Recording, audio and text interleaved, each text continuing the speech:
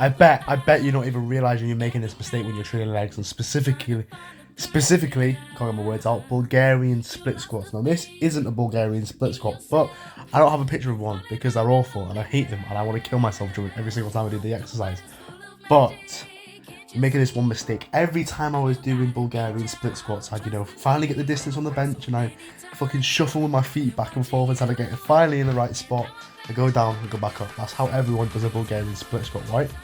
But what's the main reason for doing a Bulgarian split squat? You want to target your quads. By the way, if you do Bulgarian split squats with your glutes, you're a psycho. Just do a different exercise, right? So for me, especially the majority of people, you want to do Bulgarian split squats for biasing your quads, right?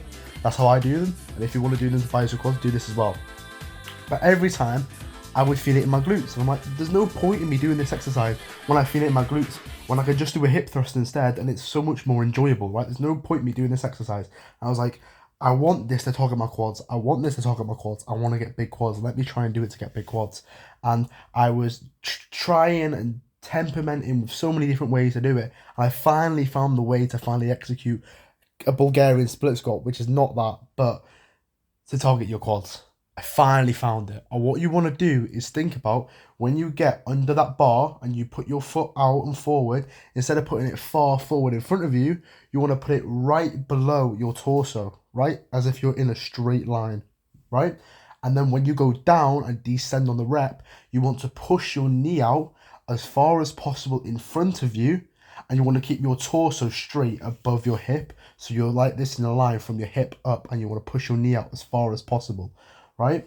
And what this is going to do is allow your quad to stretch properly rather than when you're leaning forward and you're going down and it's more about the hamstrings and the glutes. That's when you do a walk-in lunge, for example, when you lean forward, you're biasing more of your glutes and your hamstrings because you are leant forward. When you keep your torso straight and try and push your knee out as far as possible when you're doing a Bulgarian split squat, you will finally target your quads so much better. It was frustrating me every time I'd feel a burn in my glutes because I was like, I hate this fucking exercise. I'd rather just do a hip thrust. So every time I felt it in my glute, I was like, why the fuck am I doing it? There's no point in me doing it. And I finally found a way for it to target my quads.